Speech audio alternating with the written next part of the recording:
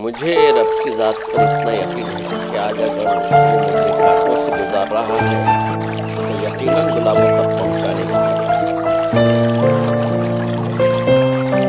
موت، رتبہ، شان و شوکت، دولت، عمر کچھ نہیں دیکھتی، اسے جب آنا ہوتا ہے تو قدم نہیں چلنے دیتی اور ایک پل میں سب ختم۔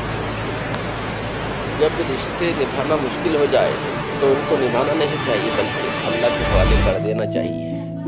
پرانے زمانے میں لوگ ایک دوسرے کی ہمت بڑھاتے تھے۔ آج کل ہمت تو کوئی نہیں بڑھاتا، البتہ ہر دوسرا شخص بلڈ پریشر بڑھا کر چلا جاتا ہے۔ سے علی عین لام یہ نکال دو تو تم رہ جاتے ہو اور تم کچھ بھی نہیں ہو، لیکن تعلیم سے تم نکال دو تو علی رہ جاتا ہے اور وہ علم کا دروازہ ہے۔ اگر کوئی آپ کی فکر کرتا ہے تو اس کی قدر کرو، کیونکہ دنیا میں تماشائی زیادہ اور فکر کرنے والے بہت کم ہوتے ہیں۔ امام زین العابدین دعا سے پہلے فرمایا کرتے ہیں، اے اللہ میں دعا صرف اس لیے مانگتا ہوں کیونکہ یہ تیرا حکم ہے، ورنہ میں کون ہوتا ہوں تجھے مشورہ دینے والا کہ میرے لیے کیا بہتر ہے۔ سبحان اللہ۔ حضرت ابو بکر صدیق فرماتے ہیں، غرور کو دل میں داخل نہ کرنا ورنہ سارا کیا دھرا مٹی میں بدل جائے گا۔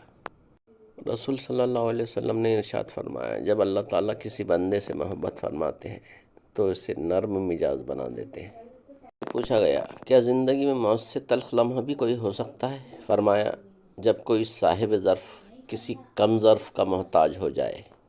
کچھ لوگ شفا جیسے ہوتے ہیں، بات کرتے ہیں تسکین ملتی ہے، لفظ کہتے ہیں تو مرہم لگتے ہیں۔ کچھ لوگ صرف لوگ نہیں ہوتے، وہ ہمارا علاج ہوتے ہیں، ہمارا سکون ہوتے ہیں۔ اللہ تبارک و تعالیٰ کے ہر فیصلے پر مطمئن رہیں، کیونکہ اللہ وہ نہیں دیتا جو آپ کو اچھا لگتا ہے، بلکہ اللہ وہ دیتا ہے جو آپ کے لیے اچھا ہوتا ہے۔ حضرت علی نے فرمایا، مشکلات ہمیشہ بہترین لوگوں کے حصے میں آتی ہیں، کیونکہ وہ اس کو بہترین طریقے سے انجام دینے کی صلاحیت رکھتے ہیں۔